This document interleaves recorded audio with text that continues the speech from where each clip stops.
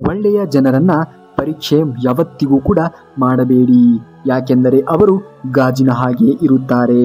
ನೀವು ಅವರಿಗೆ ಗಾಯ ಮಾಡಿದಾಗ ಅವರು ಓಡಿ ಹೋಗುವುದಿಲ್ಲ, ಅದರ ಬದಲಾಗಿ ಕೈಯಿಂದ ಜಾರಿ ಹೋಗುತ್ತಾರೆ. ನೆನಪಿಡಿ, ಅಗತ್ಯಕ್ಕಿಂತ ಹೆಚ್ಚು ಒಳ್ಳೆಯವರಾಗಿದ್ದೀರಾ, ಹಾಗಾದರೆ ಅಗತ್ಯಕ್ಕಿಂತ ಹೆಚ್ಚು ಉಪಯೋಗಿಸಲ್ಪಡುತ್ತೀರಿ.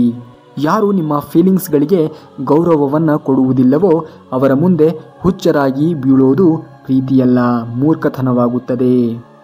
ನಮ್ಮ ಹೃದಯಕ್ಕೆ ಆದ ಗಾಯವನ್ನು ನಮ್ಮ ಮುಖ ಹೇಗೆ ವಿವರಿಸಬಲ್ಲದೋ ಹೃದಯಕ್ಕೆ ಆದ ಗಾಯ ಹೃದಯಕ್ಕೆ ಅಷ್ಟೇ ಗೊತ್ತು. ಪ್ರತಿ ಸಂಬಂಧಗಳಲ್ಲಿ ಅಮೃತ ಹರಿಯಬಹುದು, ಆದರೆ ಒಂದು ಷರತ್ ಇದೆ, ತಮಾಷೆ ಮಾಡಿ, ಆದರೆ ಕುತಂತ್ರ ಮಾಡಬೇಡಿ. ಕೆಲವರು ನಿಮ್ಮನ್ನು ಎಷ್ಟೇ ಪ್ರೀತಿಸುತ್ತಾರೆಯೋ ಅಷ್ಟೇ ನಿಮ್ಮನ್ನು ಬಳಸಿಕೊಳ್ಳಬಹುದು. ಎಲ್ಲಿ ಅವರ ಸ್ವಾರ್ಥ ಮುಗಿಯುತ್ತೋ ಅಲ್ಲಿ ಅವರ ಪ್ರೀತಿಯೂ ಕೂಡ ಮುಗಿಯುತ್ತದೆ. ದೊಡ್ಡ ವ್ಯಕ್ತಿ ಆಗುವುದು ಒಳ್ಳೆಯ ವಿಷಯ, ಆದರೆ ಒಳ್ಳೆಯ ವ್ಯಕ್ತಿ ಆಗುವುದು ಮಾತ್ರ ತುಂಬ ದೊಡ್ಡ ವಿಷಯ. ಸ್ವಲ್ಪ ಏನಾದರೂ ಕಮ್ಮಿ ಇರಬೇಕು, ಯಾಕೆಂದರೆ ನಾವು ಮನುಷ್ಯರಾಗಿ ಇರಬೇಕಾಗುತ್ತದೆ. ಬದಲಾಗುವ ಜನ, ಬದಲಾಗುವ ಸಂಬಂಧ ಕಾಣಿಸಲಿಲ್ಲವೆಂದರೂ ಕೂಡ ಅನುಭವಕ್ಕೆ ಮಾತ್ರ ಬಂದೇ ಬರುತ್ತದೆ. ಯಾರು ಒಳ್ಳೆಯವರು ಯಾರು ಕೆಟ್ಟವರು ಇದರ ಗುರುತು ಮಾತ್ರ ನಿಮ್ಮ ಕೆಟ್ಟ ಸಮಯ ಬಂದಾಗ ಗೊತ್ತಾಗುತ್ತದೆ. ನಿಮ್ಮ ಕೆಟ್ಟದಾದ ವರ್ತನೆಯನ್ನು ಸಹಿಸಿಕೊಂಡು ನಿಮ್ಮನ್ನೇ ಪ್ರೀತಿ ಮಾಡುತ್ತಾರಲ್ಲ ಅವರನ್ನು ಕಳೆದುಕೊಳ್ಳಬೇಡಿ. ಭರವಸೆಯನ್ನು ಜೀವಂತವಾಗಿರಿಸಿ, ಆಗ ನಿಮ್ಮನ್ನು ನೋಡಿ ನಗುವವರು ನಾಳೆ ಚಪ್ಪಾಳೆ ತಟ್ಟುತ್ತಾರೆ. ಈ ಜಗತ್ತಿನಲ್ಲಿ ಎರಡೇ ಜಾತಿ ಇದೆ, ಒಂದು ಸ್ತ್ರೀ, ಇನ್ನೊಂದು ಪುರುಷ ಜಾತಿ. ಒಂದೇ ಧರ್ಮವಿದೆ, ಅದು ಮಾನವೀಯ ಧರ್ಮ. ಬಾಕಿ ಎಲ್ಲವೂ ಕೂಡ ಮೋಸ ಮತ್ತು ದಂಧೆಯಾಗಿದೆ. ನಿಮ್ಮನ್ನು ನೀವು ಬದಲಾಯಿಸದಿದ್ದರೆ ನಿಮ್ಮ ಜೀವನದಲ್ಲಿ ಏನು ಬದಲಾವಣೆ ಆಗುವುದೇ ಇಲ್ಲ. ಭರವಸೆ ಇರಲಿ, ನಾವು ಎಲ್ಲೋ ಯಾರಿಗೋ ಒಳ್ಳೆಯದನ್ನು ಮಾಡುತ್ತಿದ್ದರೆ ಆಗ ನಮಗೂ ಎಲ್ಲೋ ಒಂದು ಕಡೆ ಒಳ್ಳೆಯದಾಗುತ್ತದೆ ಎಂದು. ಮುಂಜಾನೆಯಾಗುವವರೆಗೂ ಹೂವಿಗೂ ಕೂಡ ಗೊತ್ತಿರುವುದಿಲ್ಲ ತಾನು ಮಂದಿರಕ್ಕೆ ಹೋಗುತ್ತೇನೆಯೋ ಅಥವಾ ಸ್ಮಶಾನಕ್ಕೆ ಹೋಗುತ್ತೇನೆಯೋ ಎನ್ನುವುದು. ವಜ್ರವನ್ನು ಪರಿಶೀಲಿಸಬೇಕಾದರೆ ಕತ್ತಲಾಗುವವರೆಗೂ ಕಾಯಬೇಕು, ಯಾಕೆಂದರೆ ಬಿಸಿಲಿನಲ್ಲಿ ಗಾಜಿನ ಚೂರು ಕೂಡ ಮಿಂಚುತ್ತದೆ. ಶಕ್ತಿಯ ಅಸಲಿ ಪ್ರದರ್ಶನ ಅದನ್ನು ಮುಚ್ಚಿಡುವುದರಲ್ಲಿದೆ ಹೊರತು ಅದನ್ನು ತೋರಿಸುವುದರಲ್ಲಿ ಅಲ್ಲ. ಯಾರು ಪ್ರಾಮಾಣಿಕರಾಗಿರುತ್ತಾರೆಯೋ ಅವರು ಪ್ರತಿಯೊಬ್ಬರ ಪ್ರೀತಿಯ ಬಲೆಯಲ್ಲಿ ಬೀಳುವುದಿಲ್ಲ. ಸಮಯ ಇರುವಾಗಲೇ ನಿಮ್ಮನ್ನು ನೀವು ಬದಲಾಯಿಸಿಕೊಳ್ಳುವುದರಲ್ಲಿ ಜಾಣತನವಿದೆ, ಯಾಕೆಂದರೆ ಸಮಯವೇನಾದರೂ ಬದಲಾವಣೆ ತಂದರೆ ತುಂಬ ಕಷ್ಟಪಡಬೇಕಾಗುತ್ತದೆ. ಈಗಿನ ಕಾಲದಲ್ಲಿ ಜನರಿಂದ ದೂರ ಇರುವುದೇ ಒಳ್ಳೆಯದು, ಯಾಕೆಂದರೆ ಈ ಜಗತ್ತು ನಿಜವಾಗಿಯೂ ಕೂಡ ಜಗತ್ತೇ ಆಗಿದೆ.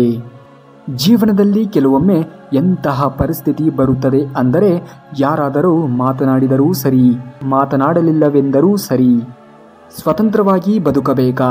ಹಾಗಾದರೆ ಯಾರನ್ನೂ ಕೂಡ ಪ್ರಾಣಕ್ಕಿಂತ ಹೆಚ್ಚು ಪ್ರೀತಿಸಬೇಡಿ. ಇದು ಪ್ರೀತಿಯ ಹೊಸ ಕಾಲವಾಗಿದೆ. ಈಗ ನೀವು ನಾಳೆ ಇನ್ಯಾರೋ ಆಗಿರುತ್ತಾರೆ.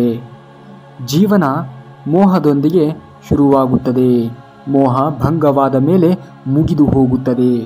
ಒಂದು ಮಾತು, ನೀವು ಯಾರಿಗಾದರೂ ತುಂಬ ಸಮಸ್ಯೆಯನ್ನು ಉಂಟು ಮಾಡಿದರೆ ಆಗಲೂ ಕೂಡ ಅವರು ಮೌನವಾಗಿದ್ದಾರೆ ಎಂದರೆ ತಿಳಿದುಕೊಳ್ಳಿ, ಅವರು ತಮಗಿಂತ ಹೆಚ್ಚಾಗಿ ನಿಮ್ಮನ್ನು ಪ್ರೀತಿಸುತ್ತಾರೆ ಎಂದು. ನಿಮಗೆ ಗೌರವವನ್ನೇ ಕೊಡದವರೊಂದಿಗೆ ಇರುವುದಕ್ಕಿಂತ ಒಂಟಿಯಾಗಿರುವುದೇ ಒಳಿತು. ಯಾರು ಹೇಳಿದರು ನಾನು ಯಾರಿಗೂ ಕೂಡ ಇಷ್ಟ ಆಗುವುದಿಲ್ಲವೆಂದು? ಒಮ್ಮೆ ಕಷ್ಟಗಳನ್ನು ಕೇಳಿ ನೋಡಿ. ನಾನು ಅಂದರೆ ಅವುಗಳಿಗೆ ಪಂಚಪ್ರಾಣ. ಜೀವನದಲ್ಲಿ ಸಂತೋಷವಾಗಿರಬೇಕಾ? ಹಾಗಾದರೆ ನಿಮ್ಮ ಆತ್ಮಸಾಕ್ಷಿಯನ್ನು ನಿಮ್ಮ ಭಾವನೆಗಳಿಗಿಂತ ಬಲವನ್ನಾಗಿಸಿ. ತಿರುಗಿ ಉತ್ತರವನ್ನು ನೀಡುವರು ತಪ್ಪೇ ಆಗಿರಬಹುದು, ಆದರೆ ಕೇಳುತ್ತಾ ಕುಳಿತರೆ ಮುಂದಿನವರು ತಮ್ಮ ಮಿತಿಯನ್ನು ಮೀರಿ ಮಾತನಾಡಲು ಶುರು ಮಾಡುತ್ತಾರೆ. ಯಾರು ತುಂಬ ಒಳ್ಳೆ ಆಟಗಾರನಾಗಿರುತ್ತಾನೆಯೋ ಜೀವನ ಅವರೊಂದಿಗೆ ಆಟವಾಡುತ್ತದೆ. ನೋವು ಎಲ್ಲರಿಗೂ ಇರುತ್ತದೆ, ಆದರೆ ಆತ್ಮಸ್ಥೈರ್ಯ ಮಾತ್ರ ಎಲ್ಲರಿಗೂ ಬೇರೆ ಬೇರೆಯಾಗಿರುತ್ತದೆ. ಕೆಲವರು ಹತಾಶರಾಗಿ ಚೂರಾಗಿ ಬಿಡುತ್ತಾರೆ, ಇನ್ನು ಕೆಲವರು ಸಂಘರ್ಷ ಮಾಡಿ ಅರಳಿಬಿಡುತ್ತಾರೆ. ನೀವು ನಿಮ್ಮ ಯೋಚನೆ ಮಾಡಿದಷ್ಟು ಯಾರು ನಿಮ್ಮನ್ನು ಪ್ರೀತಿಸುವುದಿಲ್ಲ. ನೀವು ಎಷ್ಟೇ ಒಳ್ಳೆಯವರಾಗಿರಿ, ಎಷ್ಟೇ ಒಳ್ಳೆಯದನ್ನು ಮಾಡಿ, ಆದರೆ ಒಂದು ನೆನಪಿನಲ್ಲಿಡಿ, ನಿಮ್ಮನ್ನು ಯಾರು ತಪ್ಪು ಎಂದು ಭಾವಿಸುತ್ತಾರೆಯೋ ಅವರು ಸಾಯುವವರೆಗೂ ಕೂಡ ನಿಮ್ಮನ್ನು ತಪ್ಪಾಗಿಯೇ ತಿಳಿದುಕೊಂಡಿರುತ್ತಾರೆ. ಯಾಕೆಂದರೆ ಒಬ್ಬರ ದೃಷ್ಟಿಯ ಚಿಕಿತ್ಸೆ ಮಾಡಬಹುದು, ಆದರೆ ನೋಡುವ ದೃಷ್ಟಿಯ ಚಿಕಿತ್ಸೆ ಮಾಡಲು ಸಾಧ್ಯವೇ ಇಲ್ಲ. ಸನ್ಮಾನ ಎನ್ನುವುದು ಯಾವತ್ತೂ ಸಮಯ ಮತ್ತು ಸ್ಥಿತಿಯದ್ದಾಗಿರುತ್ತದೆ, ಆದರೆ ಮನುಷ್ಯ ಅದನ್ನು ತನ್ನದೆಂದು ತಿಳಿದುಕೊಂಡು ಬಿಡುತ್ತಾನೆ. ಒಂದು ಸಲ ಸಂಬಂಧಗಳಲ್ಲಿ ಬಾಗಿದರೆ ಸಾಕು, ಜನ ನಮ್ಮನ್ನು ತಪ್ಪಾಗಿ ಅರ್ಥ ಮಾಡಿಕೊಂಡು ಬಿಡುತ್ತಾರೆ, ಪ್ರತಿ ಸಲ ನಾವೇ ಬಾಗುತ್ತೇವೆ ಎಂದು. ಯಾವಾಗ ಯಾರಾದರೂ ನಿಮ್ಮನ್ನು ಬಿಟ್ಟು ಬಿಡಲು ಪ್ರಯತ್ನಿಸುತ್ತಾರೆಯೋ ಆಗ ಅವರು ಮೊದಲು ತಮ್ಮ ಸಮಯವನ್ನು ಕೊಡುವುದನ್ನು ನಿಲ್ಲಿಸುತ್ತಾರೆ ಮತ್ತು ಅವರು ಮಾತನಾಡುವ ಧಾಟಿಯೂ ಕೂಡ ಪೂರ್ತಿಯಾಗಿ ಬದಲಾಗುತ್ತದೆ. ಹಾಗಾಗಿ ಇದನ್ನು ನೆನಪಿಡಿ, ಗೆಳೆತನವೂ ಮುಖ್ಯ, ಸಂಬಂಧವೂ ಮುಖ್ಯ, ಆದರೆ ಜೀವನದ ಕಠಿಣ ಕ್ಷಣಗಳು ಮತ್ತು ಕೆಟ್ಟ ಪರಿಸ್ಥಿತಿಗಳು ಒಂಟಿಯಾಗಿ ಹೇಗೆ ಇರಬೇಕು ಎಂಬ ಪಾಠವನ್ನು ಕಲಿಸಿಕೊಡುತ್ತದೆ. ನಮಗೂ ಮನಸ್ಸಿದೆ, ನಮಗೂ ನೋವಾಗುತ್ತದೆ, ಯಾರ ಜೀವನದಲ್ಲೂ ಕೂಡ ಆಯ್ಕೆಯಾಗಬೇಡಿ. ನಿಮಗಾಗಿ ಮಿಡಿದವರ ಹೃದಯದಲ್ಲಿ ರಾಜರಂತಿರಿ. ಕೆಲವರಿಗೆ ಏನಾದರೂ ಮಾತನಾಡಿ ಮನಸ್ಸು ನೋಯಿಸಿದರೆ ಕೆಲವೊಬ್ಬರು ಮೌನವಾಗಿದ್ದುಕೊಂಡು ಕೊಂದು ಬಿಡುತ್ತಾರೆ. ಮೋಸ ಎಲ್ಲರೂ ಕೂಡ ಮಾಡುತ್ತಾರೆ, ಆದರೆ ನಂಬಿಕೆ ದ್ರೋಹವನ್ನು ನಾವು ನಂಬಿರುವಂತಹ ವ್ಯಕ್ತಿಗಳೇ ಮಾಡುತ್ತಾರೆ.